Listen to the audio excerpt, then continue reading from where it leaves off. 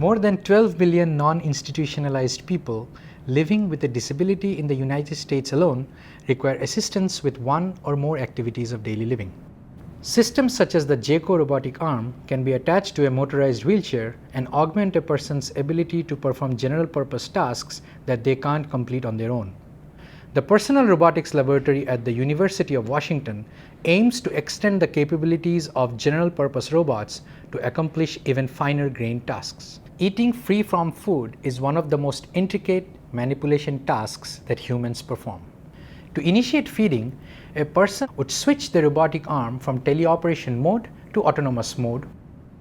The meal begins with the robot picking up a custom 3D printed fork that is docked on the wheelchair when not in use. From that point on, ADA can feed someone an entire meal with or without human intervention. The system integrates onboard sensors, electronics, and computation with the arm and wheelchair, enabling ADA to travel with the person. Robot-assisted feeding requires robust, non-prehensile manipulation of a deformable target that is hard to model. Humans adapt their approach to accommodate the shape and compliance of each forkful of food. Our lab designed ADA to follow a similar approach, using a combination of sensing, perception, planning, and control to successfully acquire and transfer various food items. The camera and tactile sensor attached to the arm rely on a custom-built perception module to wirelessly communicate multimodal sensing information to the robot. The haptic feedback enables ADA to skewer with appropriate force and confirm the attempt was successful. Autonomous feeding is challenging for robots because it involves the manipulation of deformable food items of various sizes, shapes, textures, and compliance. A robot must solve the problem of both where to skewer and how to skewer each item of food, an act we refer to as bite acquisition. When deciding how to skewer, the robot must learn at what angle to approach the item, how to rotate the fork, and what forces to apply. ADA takes all of these factors into account when skewering a piece of food.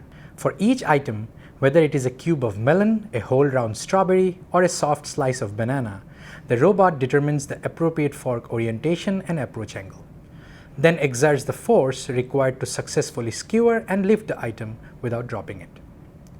While a piece of melon can be skewered from above and safely lifted off of the plate, a soft food like banana requires ADA to approach from an angle that ensures the banana will not slip off the end of the fork in midair. ADA must also determine the best way to deliver the food to the person's mouth, which we refer to as bite transfer. The combination of bite acquisition and bite transfer is straightforward for a compact item with fairly uniform dimensions. But that is not the case with longer items like a spear of celery or a baby carrot. For longer shapes, ADA will spear the item closer to one end rather than in the center. While this is not particularly necessary for successful bite acquisition, the system is also looking ahead to what will make the transfer easy in the next phase. At the point of bite transfer, ADA will position the fork so that the person can accept the food from the opposite end to where it is skewered. This keeps the tines of the fork away from the mouth, which, as we learned from user studies, is important for ease of bite transfer. The system also angles the fork in order to make it easier for the person to take a bite. The arm-mounted camera enables ADA to detect when a person has moved their head during the process of delivering the food item. The robot uses visual servoing to adjust its motion to the user's head movement. This enables it to adjust the path of the fork in midair to reach the person's mouth. When the plate is empty or when the person decides they have had enough to eat, ADA returns the fork to its dock on the wheelchair and the meal cycle is complete. At that point, the user resumes teleoperation until they activate the autonomous mode for their next meal.